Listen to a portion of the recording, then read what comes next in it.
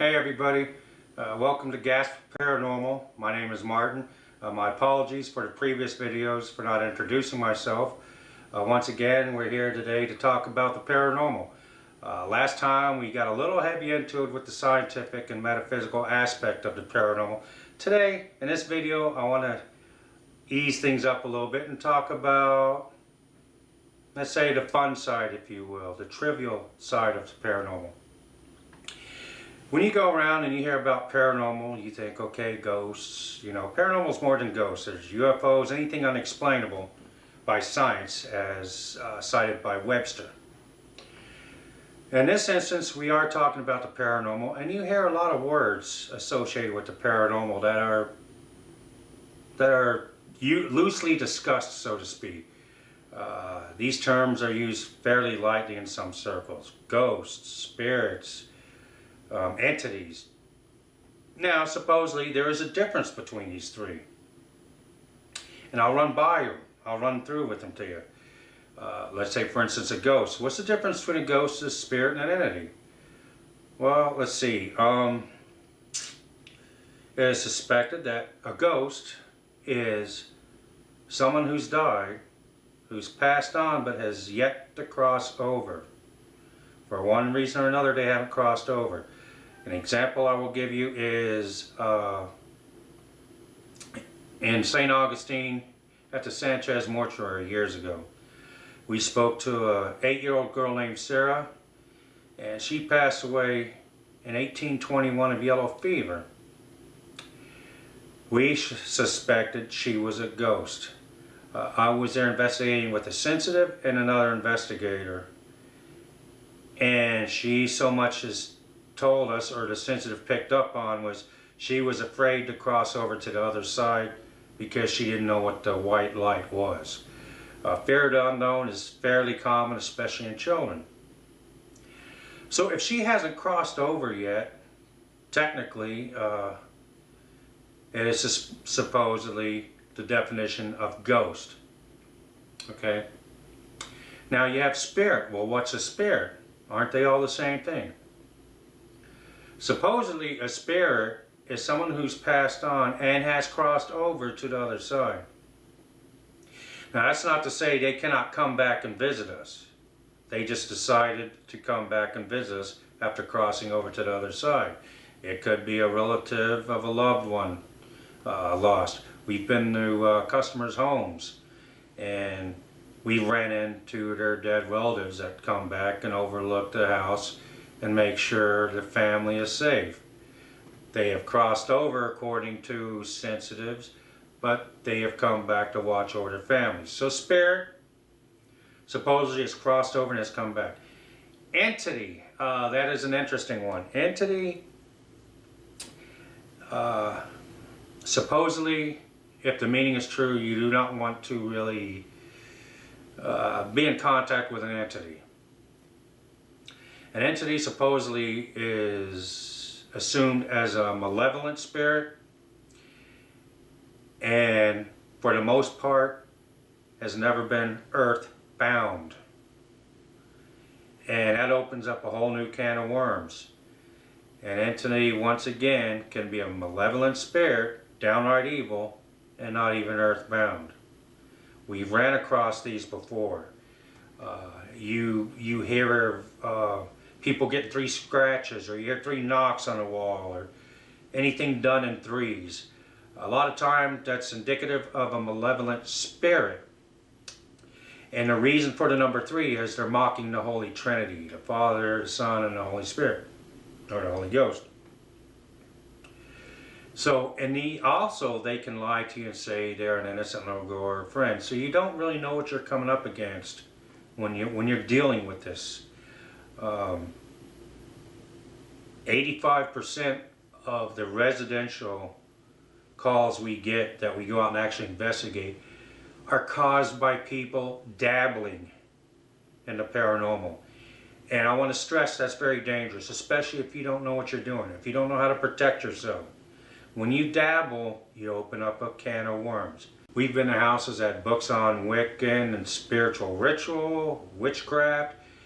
We've even been to a couple houses that actually had altars Okay, altars with pentagrams in the room. Now that's just a bad sign from the beginning. I urge people not to dabble, especially in that way, with the paranormal, or you may become a victim across one of these entities. And these entities, don't let them fool you. They can possess you. And if they possess you, that's a very bad thing.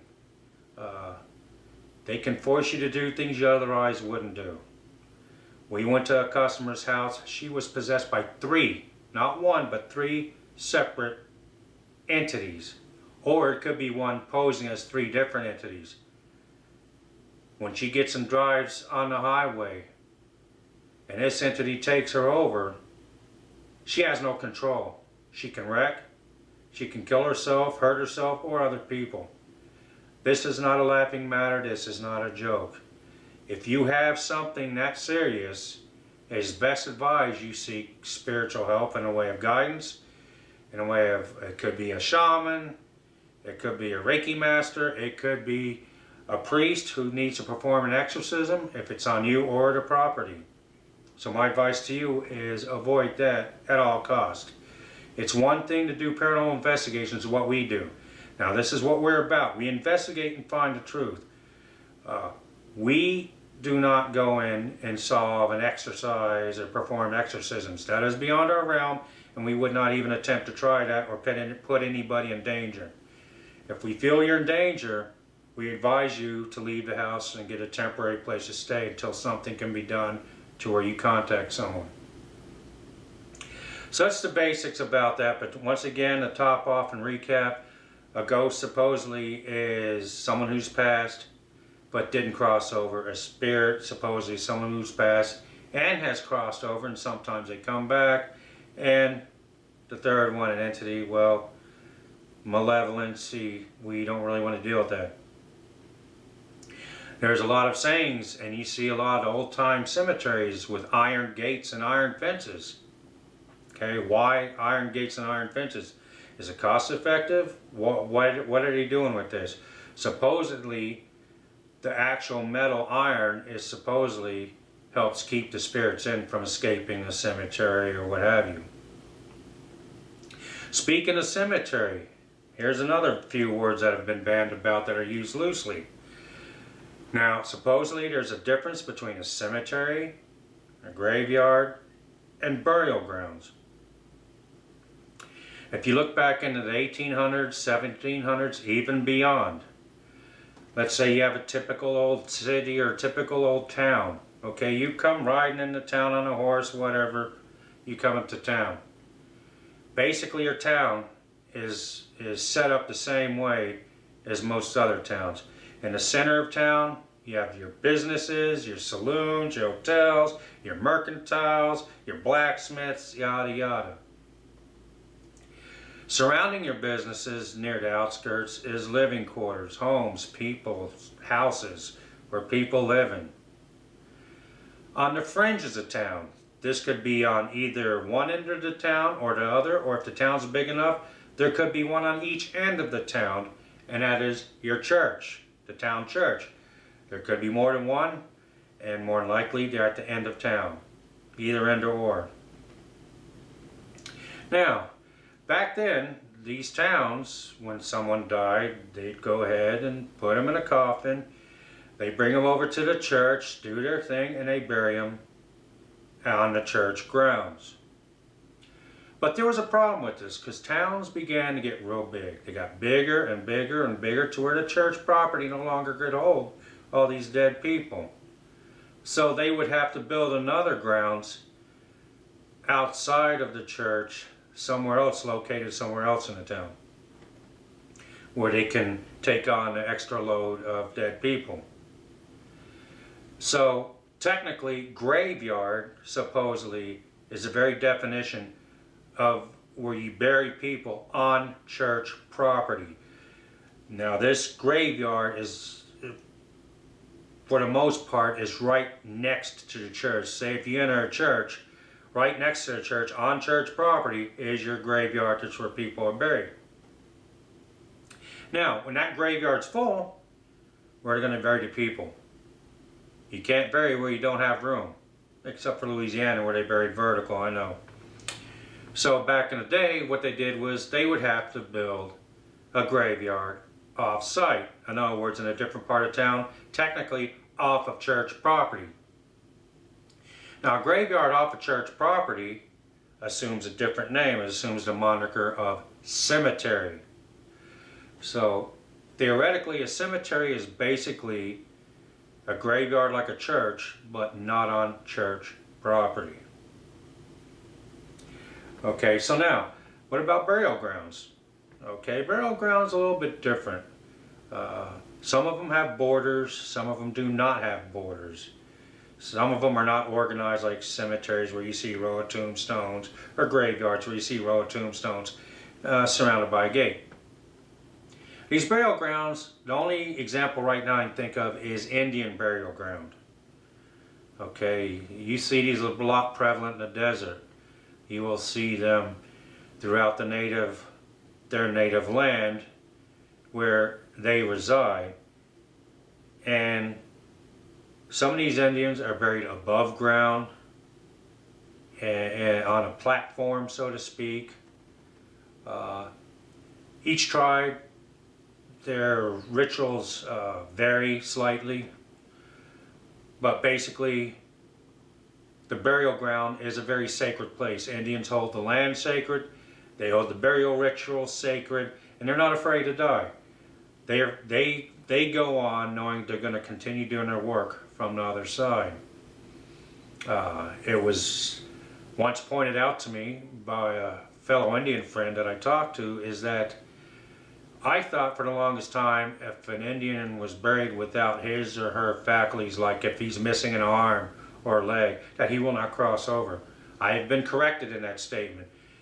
Whatever the Indian at the time is buried without, let's say he lost a hand or he lost a finger, he will be still cross over into the other side, to the other plane, but without that finger or that hand, whatever he's missing in this life before he passed. I was told there were tactical advantages and reasonings for this. Say if you got an enemy tribe and you killed one of their hunters, you cut off his hand or certain fingers so he couldn't use a hand or finger in the afterlife to come back and harm you. So that's basically it. A cemetery is a burial place outside of church property. It's basically a graveyard renamed because it's outside of church property. It's a cemetery. Graveyard is that burial place that's on church property, and then of course the burial ground, what I can think of as an Indian burial ground, very sacred. So these are just a couple of the fun facts. One thing I want to get into, and I think it's pretty important actually. The paranormal, they reside on different planes than what we reside on. And within these planes, astrophysical planes, time is different. Okay? And we see evidence of looking into the past and into the future, as in space. If you go up and look at, let's say, Alpha Centauri, our nearest star, what you will witness right now is us back during the dinosaur ages, during the Jurassic and Cretaceous periods, because we're looking into the past. European Space Agency, Planck Telescope, they do their observing out into space, and they witnessed a familiar galaxy, but there was one problem with this galaxy this time. This galaxy's already been tagged, labeled, identified, yada yada. They've seen it before. This time, however, this galaxy appears to be much brighter than it's supposed to be. And when they calculated the brightness of the stars, it was approximately 4,700% brighter than what's supposed to be. So what does that mean? That means Planck Telescope has witnessed that galaxy in its younger days. It's witnessed that galaxy in the past when it was younger. There are evidence of white mists in space that we cannot see. That is an afterglow of two galaxies colliding. Okay. So when time increases between these dimensions, supposedly paranormal activity increases. That's why we see more and more activity in some places get more active, because of the time changes. Now, when you, let's say, you see something, a figure out of the corner of your eye, okay? You see a shadow figure. He's gone in a split second. You see an apparition. You don't see him for very long. He's gone in a split second. I personally witnessed a full color, full body, full blown apparition at one of the cemeteries in St. Augustine. And before I could raise my camera to take a picture, he was gone. He was there and he was gone within a second. And he moved a fair distance. He moved halfway through the cemetery within a second and disappeared. If you go to our website and you see our picture, especially if you go to the video section of the apparition we caught at the Torture Museum, at normal speed, you'll see how fast this apparition is moving. So why is it when we see something it's moving fast? They're on a different time plane. It is speculated, depending on what dimension they are in, that for every second, that's every 1 second, we see an apparition and movement. That apparition and its time is there from anywhere between 6 minutes to 3 hours. That is how far the ratio is. Once again, if we see an apparition, let's say it stands there for 1 second, supposedly he's been there in his time, depending on which dimension, anywhere from 6 minutes to 3 hours. And I find that quite fascinating. I don't know the absolute proof of that, but theoretically, that's what's been stated. And that's why we see these things in a split fraction of a second. So that's basically the trivial end of the paranormal video here. Just some fun so-called facts. I hope you enjoyed them. Once again, if you saw this on YouTube, you can go to our webpage, www.gaspparanormal.com. If you're on our webpage, like I said, feel free to browse our evidence section. We have photos, we have EVPs, we have videos. Feel free to look them over. Once again, everything's authentic. We're about the truth, so any evidence we get is going to be true evidence. If you have any questions, comments, want to drop us a line, or if you need us to come out and investigate your home or business, of course, go to our contacts page and we will respond as quick as we can. I hope this information was fun and interesting and helpful to you. Thank you for coming out and visiting us, and like always, safe journeys.